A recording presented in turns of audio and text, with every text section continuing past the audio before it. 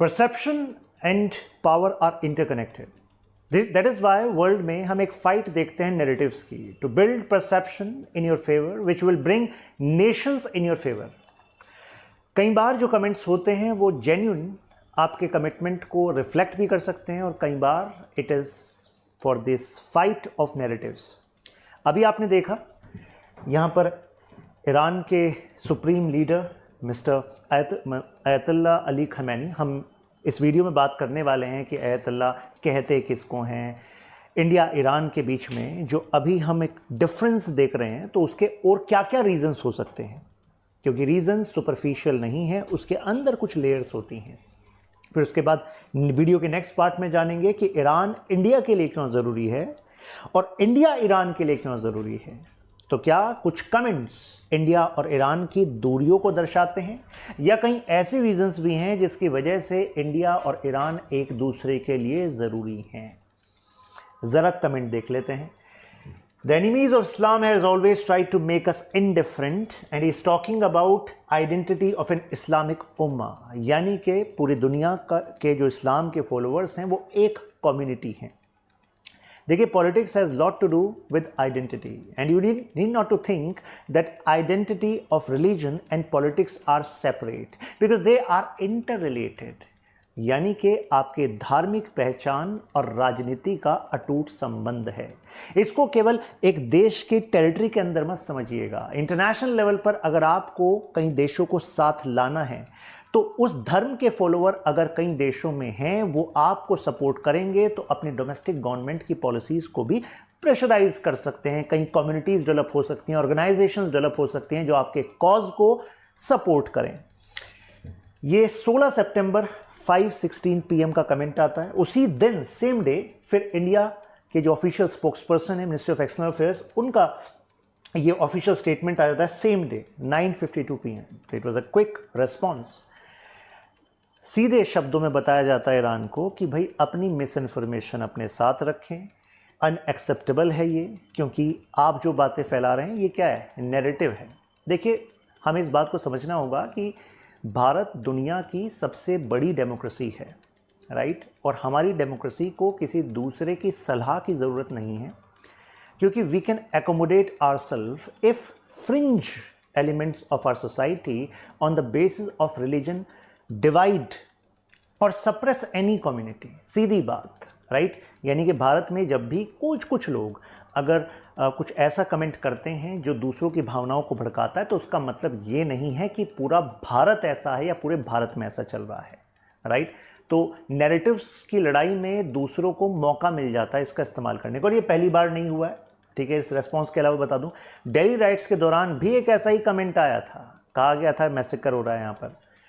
कश्मीर पर भी ऐसा ही कमेंट आया था. तो कश्मीर, दिल्ली और रीसेंट जो स्टेटमेंट है, ये सब एक कॉन्टिनम में देखिए, कंटिन्यूटी में देखिए, ये दर्शा रहा है इससे ज़्यादा बहुत कुछ. एग्जाम्पल देते हैं. पहले तो अयतुल्ला है क्या. जैसे ही मैं कहता हूँ तो आपके दिमाग में एक पिक्चर आती है कि एक शिया इस्लामिक क्लेरिक हैं. कई लोगों को तो शायद लगता होगा कि इस ईरान में केवल एक अयतुल्ला है जिनके बारे में हम बात करते हैं, अयतुल्ला अली खमैनी. देखिए, जो ये अरेबिक वर्ड है, इसका तो मतलब होता है sign of God, and there are multiple ayatollahs. Multiple, क्योंकि इसका मतलब क्या है, if you have expertise in Islamic jurisprudence, you can actually morally guide people, then ठीक है, फिर यू आर अयतुल्ला. लेकिन एक जो सुप्रीम लीडर होता है, वो जो अयतुल्ला होते हैं, हम उनके कमेंट की बात कर रहे हैं. और वो बनते कैसे हैं. देखिए, 1979 में जब ईरान में इस्लामिक रिवॉल्यूशन हुआ, तो उसके बाद अयतुल्ला रुहुल्लाह खमैनी, इनको वो पोजीशन दी गई. उसके बाद से अभी तक, मतलब वो थे अयतुल्ला रुहुल्लाह खमैनी, मैं उनका फ़ोटो दिखा दूँ ये, और इनके बाद ये रीसेंट वाले हैं जिनको हम अयतुल्ला अली खमैनी कहते हैं. अब आप कहेंगे भाई ये पोजीशन पर पहुंचते कैसे हैं. तो देखिए, इनका तो एक वो डीप सपोर्ट बेस था. ये यू कैन से फिगर थे इस्लामिक रिवॉल्यूशन के, क्योंकि जो ईरान में हुआ उसके पीछे का बैकग्राउंड है कि कैसे US and other European powers were exploiting resources of Iran for their own gain and subjugating people of Iran. मतलब उन्हीं के देश से उन्हीं का ऑयल, उन्हीं के रिसोर्सेज अपने दामों पर एक्सप्लॉइट कर रहे हैं. और वहाँ पर पपेट रजीम्स रखी हुई थी शाह रज़ा पहलवी की. खैर उनको हटाया जाता है क्योंकि वो कहते हैं ये एक्सप्लॉयटेशन हमारे देश के लोगों का, हमारे रिसोर्सेज का अब नहीं चलेगा। उसके बाद ये इस्लामिक क्रेडेंशियल पर सॉलिडिफाई करना चाहते हैं, ईरान की पॉलिटी को, और रेवोल्यूशन लाते हैं। उसके बाद से अभी जो सिस्टम है ऑफिशियली वो ये है कि 88 Islamic clerics, senior Islamic clerics की एक कमेटी होती है। वो कमेटी डिसाइड करती है कि भाई आपके रिलीजियस एक्सपर्टीज़ क्या है, आपका पॉलिटिकल समझ क्या है, और तीसरा पॉइंट होता है आपका कमिटमेंट क्या है उस 1979 में शुरू हुए इस्लामिक ईरान के रेवोल्यूशन के लिए। इन 3 क्राइटेरिया के बेस पर वो कमेटी डिसाइड करती है कि भाई अभी कौन से अयतुल्ला हमारे ईरान के सुप्रीम लीडर होंगे।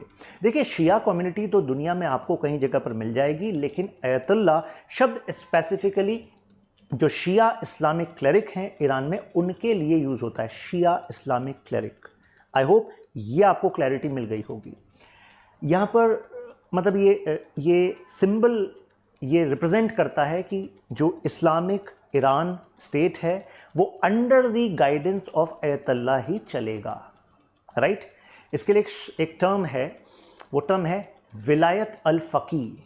तो एक तरीके से जो इस्लामिक क्रेडेंशियल्स हैं उनको इंटरप्रेट करेंगे अयतुल्ला, जो सुप्रीम लीडर उस समय के होंगे, और उसी के हिसाब से जुडिशरी में अपॉइंटमेंट, आर्मी में अपॉइंटमेंट, इवन IRGC जो dedicated Islamic revolutionary guard corps है, जिसका मतलब पर्पस ये है कि जो इस्लामिक कॉज है, जो रिवोल्यूशन का कॉज था, उसको एक्सटेंड करते रहना।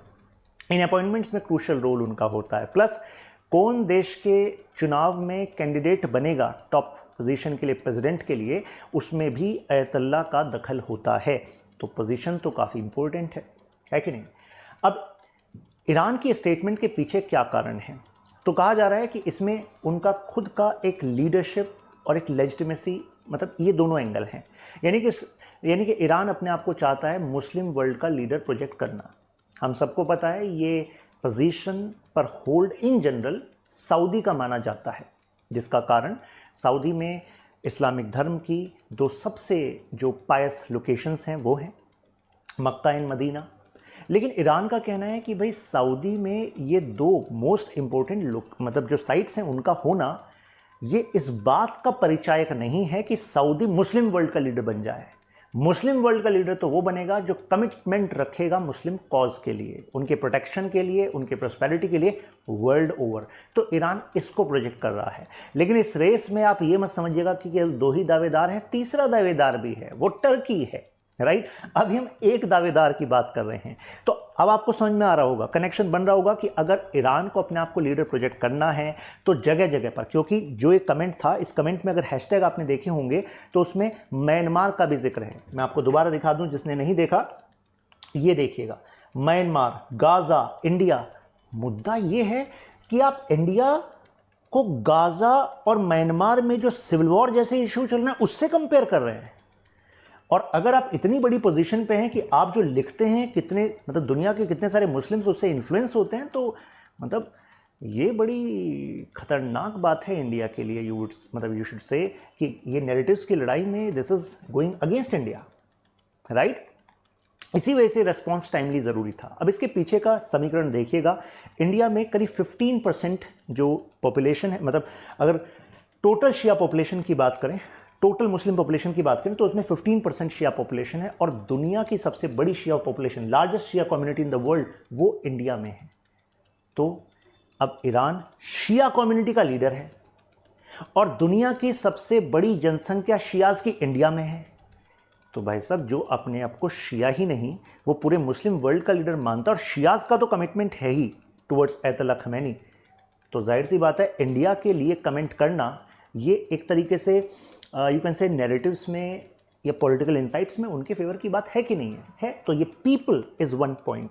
नेक्स्ट है स्ट्रेटेजिक कारण, क्योंकि people of a particular nation का एक डीप इम्पैक्ट होता है उसके देश की फॉरेन पॉलिसी पर। आप कहेंगे ऐसा कैसे? एग्जाम्पल ले लीजिए आप, जैसे तमिल कॉज की बात करते हैं, इसको हम कहते हैं पैरा डिप्लोमेसी। इन जनरल ये तब होता है जब कोई एक स्टेट यूनिट में कोई पर्टिकुलर कॉज काफ़ी फेमस हो जाए और काफ़ी मतलब लोग इमोशनली कनेक्टेड हों और उसका इम्पैक्ट आपके पॉलिटिकल आउटकम पर भी हो। आसान भाषा में बताऊं तो जैसे तमिलनाडु में जो तमिलियन सॉलिडारिटी है towards the pain of Tamilians in Sri Lanka, तो वहाँ पर डीएमके पार्टी का आना और डीएमके का केंद्र की कोलिशन जो थी यूपीए की उसका भाग होना, तो वहाँ पर पीपल का जो सपोर्ट था और यू कैन से जो प्रेशर था उसका इन्फ्लुएंस इंडिया का जो स्टैंड है टुवर्ड्स श्रीलंका, क्योंकि श्रीलंका ने आर्मी का इस्तेमाल करके जो क्लीन स्वीप किया एलटीटी को वहाँ से, उस पर इन्फ्लुएंस डाल रहा था। तो इसी रेफरेंस में इसको स्ट्रेटेजिक माना जाता है। और एग्जांपल देता हूँ आपको, जैसे देखिए इमाम खमैनी मेमोरियल ट्रस्ट है ये कश्मीर में, कारगिल में और लद्दाख वाला पार्ट, और यहाँ पर ये जो यंग क्लरिक्स होते हैं शिया कम्युनिटी के, उनको ट्रेन करने के लिए ईरान बुलाया जाता है, उनको बाकायदा इसमें स्कॉलरशिप भी दी जाती है। तो this is Iran's contribution for the expansion of believes and knowledge of Shias. यहाँ पर बहुत ही रेस्पेक्टेड पर्सनैलिटी माने जाते थे Maulana Kalbe Jawwad of Shia community. WikiLeaks का एक केबल रिलीज़ हुआ था, तो विकीलीक्स के बारे में तो आपने सुना होगा। तो उन्होंने ये कहा कि डिप्लोमेटिक केबल में कि 2006 में तेहरान ने एक्चुअली इनको पे किया था, मतलब he was working like a spy. ये विकीलीक्स ने कहा था कि इंडिया में जो अमंग द मोस्ट रेस्पेक्टेड जो शिया क्लेरिक हैं उनको तेहरान पे कर रहा था, जिससे कि वो तेहरान के यानी कि ईरान के जो इंटरेस्ट हैं इंडिया में कम्युनिकेट कर सकें यहाँ की गवर्नमेंट से। अब आप कहेंगे ऐसा कैसे हो सकता है? देखिए इसको कहते हैं back channel diplomacy. Back channel diplomacy ऐसे में इनका इस्तेमाल किया जाता है। तो इंडियन जैसे ये कह रहे हैं कि लॉबी किया था, क्योंकि हुआ क्या था कि एक टेरर अटैक हो गया था, एक छोटा बॉम्ब विस्फोट हुआ था, तो उस पर आरोप लग रहा था कि इसके पीछे जो है, क्योंकि ये इजरायली डिप्लोमेट के साथ हुआ था, तो इसके पीछे कहीं ईरान का हाथ है। ट्रैकिंग इंडिया ईरान रिलेशंस जरा बैकग्राउंड से उठाते हैं। देखिए कोल्ड वॉर के दौरान मैंने अभी बताया 1979 से पहले क्या चला था, क्योंकि कोल्ड वॉर तो 1991 तक रहा, राइट। जैसे यूएसए एंड इस तरफ यूएसआर, इंडिया उस समय पर नॉन अलाइनमेंट की बात करता था और हमारा टिल्ट यूएसएसआर की तरफ था। उस समय पर ईरान में जो रज़ा पहलवी की सरकार थी उसको पपेट गवर्नमेंट किसकी कहा जा रहा था? यूएसए की। तो यानी कि यूएसए के फेवर में है ईरान और इंडिया का टिल्ट है यूएसएसआर के साथ। तो मुझे बताओ इंडिया और ईरान की बननी थी क्या?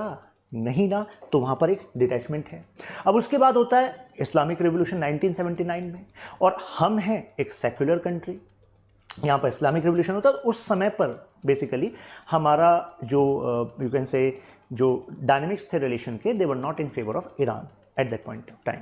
फिर जो ईरान इराक वॉर हुआ, इराक से हम बड़ी मात्रा में ऑयल लेते थे, सद्दाम हुसैन के साथ हमारे अच्छे रिलेशंस थे, तो उस समय पर हमारा इराक के साथ अलाइनमेंट था। तो ईरान वाज लाइक अच्छा, मतलब मेरा दुश्मन इराक और उसके साथ तुम हो, तो ये भी एक एंगल है।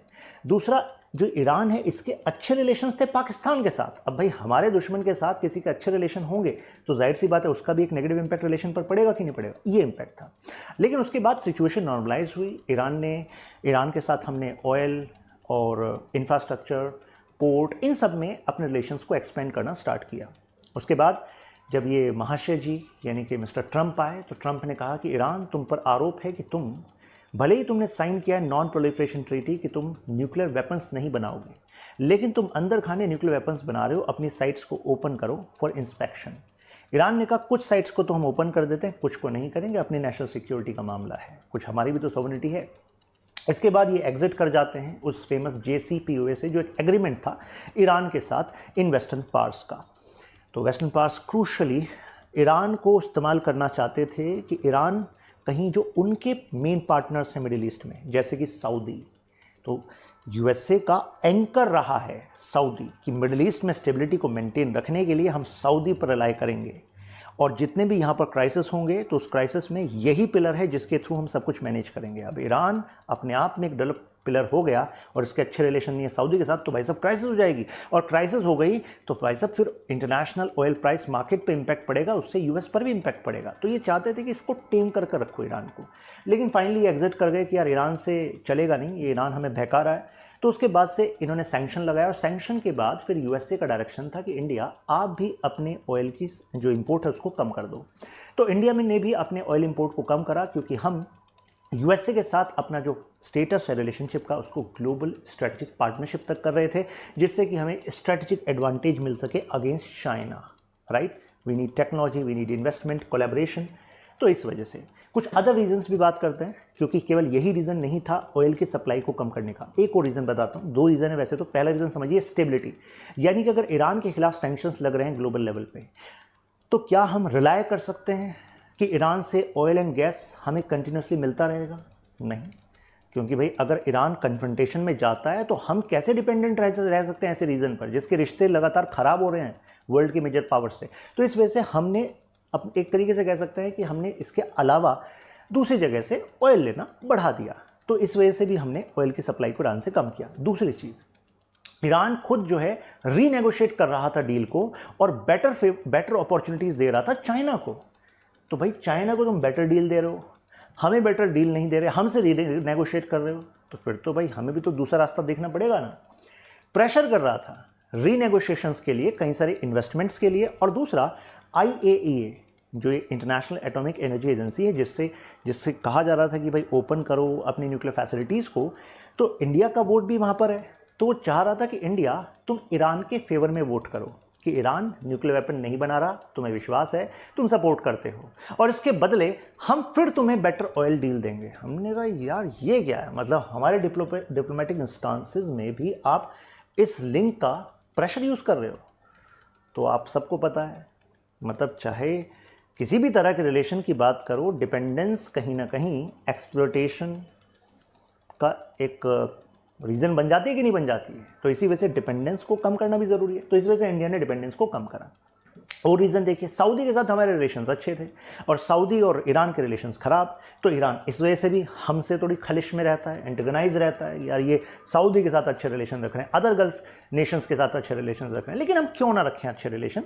अरे हमारे यहाँ इतना बड़ा जो मास है इंडिया का, मीन्स जो पॉपुलेशन है, those who are working in Gulf, they are sending back huge remittances.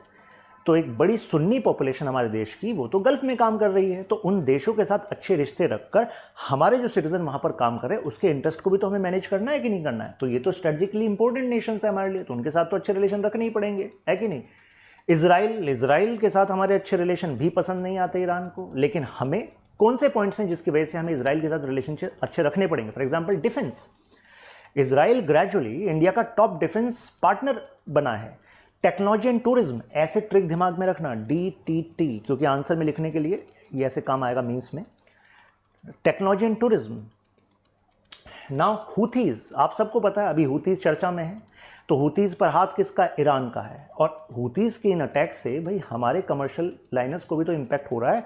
तो हमने अपनी नेवी को in partnership with other Nations, हमने इस जो ये एरिया है, जो अरेबियन सी का एरिया है, इसमें पेट्रोलिंग के लिए लगाया। साथ में हमने कुछ काउंटर मेजर्स भी लिए जिससे हुतीस को सप्रेस किया जा सके कि भाई तुम ज़्यादा आगे मत बढ़ो। तो ये बात भी ईरान को पसंद नहीं आ रही, यार हुतीस पे हमारा हाथ है और ईरान का सपोर्ट है, तो इंडिया ऐसा क्यों कर रहा है। अरे भाई हम अपने इंटरेस्ट के लिए कर रहे हैं, हुतीस को पीछे कर रहे हैं। नाउ एक और एंगल सुनिए, चाइना और इंडिया का मतलब चाइना और ईरान का नेक्सस और इसका कनेक्शन इंडिया से। एग्जाम्पल देता हूँ, देखिए अगर इंडिया से उसको इन्वेस्टमेंट मिल रहा था तो चाइना ने कहा we are going to give you better offer, तो यहाँ पर वो कमिटमेंट कर रहे हैं $400 बिलियन की डील। ईरान को सपना दिखाया गया है कि आपका telecommunication, railway network, investment, business hub सब बना देंगे, पैसा ही पैसा। तो ईरान इज़ लाइक कि ऐसा है क्या, चलो डील कर लेते हैं। ईरान ने डील कर ली और ये डील करने के बाद ईरान वाज लाइक कि इंडिया आपका भी फ़ोन नहीं उठाएंगे क्योंकि हमें आपकी इतनी ज़रूरत नहीं है, आप ज़्यादा US की तरफ हो रहे थे ना, हो जाइए, क्योंकि हमारे साथ चाइना है। तो अब इससे हम पर क्या इम्पैक्ट है, क्योंकि ईरान को ये बात पता है पाकिस्तान के हमारे साथ रिश्ते अच्छे नहीं हैं और पाकिस्तान का बॉर्डर किसके साथ है, ईरान के साथ। तो अगर हमें सेंट्रल एशिया को टैप करना है तो हमें ईरान के रास्ते, छाबार पोर्ट के थ्रू अफगानिस्तान, तुर्कमेनिस्तान का रास्ता अपनाना होगा। मैं मैप के थ्रू भी आपको समझाऊंगा, अभी लास्ट में वो डायमेंशन आने वाला है डिटेल में। तो वो उसे पता है हमारी नब्ज़ की, यार हमें छाबार की ज़रूरत है, तो चलो बेटा अब इसके आसपास के जो इन्वेस्टमेंट प्रोजेक्ट्स हैं उसमें हम चाइनीज़ कंपनीज़ को देंगे। तो हमने भी कहा ठीक है कर लो, देर सही लेकिन होश आएगा तो सही। अभी आएगा होश, आगे पता लगेगा आपको। USA, अब USA के साथ जो हमारे अच्छे रिलेशंस हैं, ये कहा जाता है ये कास्ट करता है एक shadow on India Iran relations. तो ये भी एक फैक्ट है। लेकिन देखो इंटरनेशनल पॉलिटिक्स में हमें समझना पड़ता है कि कौन हमारे लिए कितना ज़्यादा ज़रूरी है, राइट। तो इस वजह से USA के साथ बेटर रिलेशंस हमारे लिए ज़रूरी है, लेकिन इसका मतलब ये नहीं कि हमने आंख बंद करके USA के लिए सबको सेक्रीफाइस कर देंगे। हम मैनेज भी करते हैं ईरान के साथ रिलेशंस को अपने। SCO, अभी लास्ट ईयर ईरान जैसे ही ज्वाइन करता है SCO को by the backing of China, तो some political analyst were saying कि नाउ ईरान के साथ अच्छे रिलेशनशिप चाइना के, पाकिस्तान के साथ अच्छे रिलेशनशिप चाइना के, तो एक्चुअली एक ट्राइंगल बना रहा है चाइना। इस ट्राइंगल में चाइना ईरान और पाकिस्तान को यूज़ करके इंडिया को बीच में फंसाएगा, मतलब इंडिया को घेरने की कोशिश करेगा। तो इंडिया इज लाइक कि चलो बताते हैं ज़रा आगे। पाकिस्तान प्रॉब्लम कारण, क्योंकि ये ईरान जो है पाकिस्तान ये वाला जो एंगल है, तो इसमें चाइना और ईरान पाकिस्तान के साथ अगर कोलैबोरेट कर रहे हैं तो वो भी हमारे और ईरान के रिश्तों को सही नहीं रखेगा। अब small issues unlikely to degrade the whole relationship. अब ये कुछ इवेंट्स और ये जो कॉम्बिनेशन है, केवल यही नहीं है सच्चाई और भी। एग्जाम्पल लीजिए, रूट। देखिए, Iranian people are very proud of their culture, they believe in Persian civilisation. उनका मानना है कि ये जो यूएसए और ये यूरोपियन पावर्स, ये तो बैरबरिक थे, ये आज अपने आप को सिविलाइजेशन के सिपह सालार मानते हैं दुनिया के, लेकिन एक समय था Persia was the hub of human civilisation culture. और ये तो नोमैडिक बैरबरिक, ये तो ऐसी पॉपुलेशन थी, सिविलाइज नहीं थी। लेकिन पर्शिया इतना रिच हुआ कैसे? पर्शिया की रिचनेस का एक कारण था, Persia was on route of global trade, यानी कि एंशिएंट सिल्क रूट से जाएंगे तो यहाँ पर पर्शिया पड़ेगा और उसके ऊपर फिर मेडिटेरियन के ऊपर वाला जो ग्रीक वाला रीजन है तो वो पड़ेगा। तो एक तरीके से पर्शिया तो भाई बीच में पड़ रहा है, तो जो बीच में है ग्लोबल ट्रेड के इंपॉर्टेंट रूट पर, भाई वो तो पैसा भी कमाएगा, नॉलेज भी एनरिच होगी।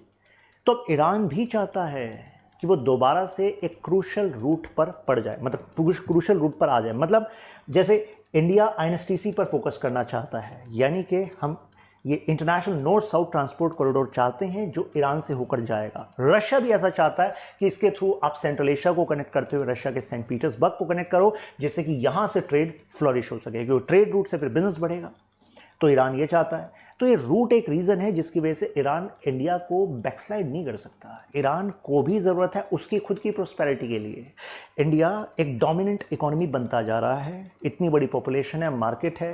ईरान कब तक रिलाय करेगा अपने ऑयल के एक्सपोर्ट पर? उसको ये बात समझ में आ चुकी है कि यूएसए ने उसी वीकनेस का तो फ़ायदा उठाया और सैंक्शन लगाया, तो अगर वो अपनी इकोनॉमी को डाइवर्सिफाई कर दे मैन्युफैक्चरिंग सर्विसेज में, तो ईरान दूसरों से दबेगा नहीं उतना। लेकिन उसके लिए ज़रूरी है उसको अच्छी मार्केट्स की, और इंडिया से बड़ी मार्केट कौन सी मिलेगी? तो इस वजह से ईरान के जो अयतुल्ला हैं वो कमेंट भले ही कर लें, लेकिन उनको ये भी पता है कि उनकी इकोनॉमी प्रोग्रेस में इंडिया इज़ नेसेसरी। कि देखिए, इंपोर्ट एक्सपोर्ट का रिलेशनशिप ये गड़बड़ हो जाएगा तो ईरान की इकोनॉमी को नुकसान हो जाएगा। सिक्योरिटी रीजंस इस वजह से, क्योंकि हम सबको पता है कि पाकिस्तान टेरर को स्पॉन्सर करता रहा है, तो उसकी परेशानी केवल इंडिया को ही थोड़ी ना हुई है, उसकी परेशानी ईरान को भी हुई है। ईरान का जो ईस्टर्न फ्रंट है वो बॉर्डर करता है पाकिस्तान से, और वहाँ पर अटैक, और ये you can say from the Balochistan region, ये एक इंस्टेबिलिटी वाला रीजन है। यहाँ पर हमें समझना चाहिए चाणक्य की मंडल थ्योरी। चाणक्य ने क्या कहा था कि पड़ोसी का जो पड़ोसी है उससे दोस्ती रखना ज़रूरी है,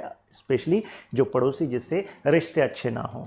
तो भाई पड़ोसी से जब रिश्ते अच्छे नहीं हैं, पाकिस्तान से कन्फ्रंटेशन है, तो उसका जो पड़ोसी ईरान है उसके साथ रिश्ते अच्छे रहेंगे, तो दोनों तरफ से एक प्रेशर बनाया जा सकता है कि नहीं बनाया जा सकता है। तो वो ईरान की सिक्योरिटी के लिए भी ज़रूरी है, हमारी सिक्योरिटी के लिए भी ज़रूरी है।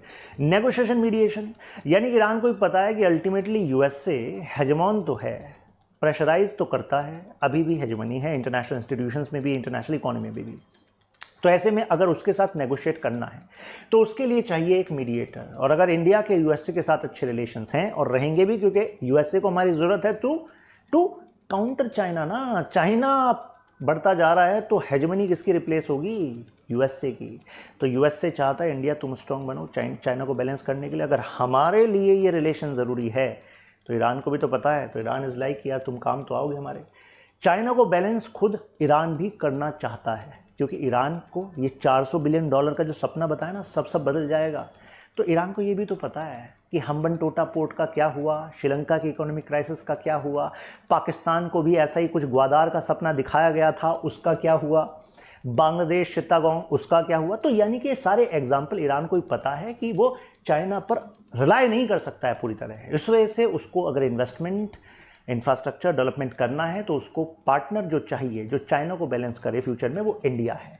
तो कंक्लूजन से आपको पता लगा कि पहले हमने रीजंस जाने दूरियों के, अगेंस्ट के, और फिर उसके बाद हमने रीजन जाने कि हमें साथ रहना ही होगा आगे बढ़ने के लिए, दोनों के लिए ज़रूरी है, राइट। तो कंक्लूजन यही है कि international relations are not going to be decided by few remarks, remarks किस वजह से, उसको हमें समझना होगा। रिप्लाई देना भी ज़रूरी है जिससे कि नैरेटिव्स को बस्ट भी किया जा सके, परसेप्शंस को काउंटर किया जा सके। क्वेश्चन देखिए, examine the challenges and strategic importance of Iran for India. बहुत इंपॉर्टेंट क्वेश्चन है, स्पेशली फॉर कमिंग मेंस। इसका पूरा कंटेंट अभी हमने डिस्कस किया है, ये पीडीएफ में अपलोड कर दूंगा, एक बार बस गो थ्रू कर लीजिएगा, पॉइंट्स भी मैंने हाईलाइट किए हुए हैं। आई होप आपको क्लैरिटी मिली होगी। अगर सब कुछ है क्लियर, जस्ट मेंशन वाह इन कमेंट्स। और आपके क्या व्यूज़ हैं, फील फ्री टू शेयर। फिर मिलते हैं नेक्स्ट क्लास में, ख्याल रखिए।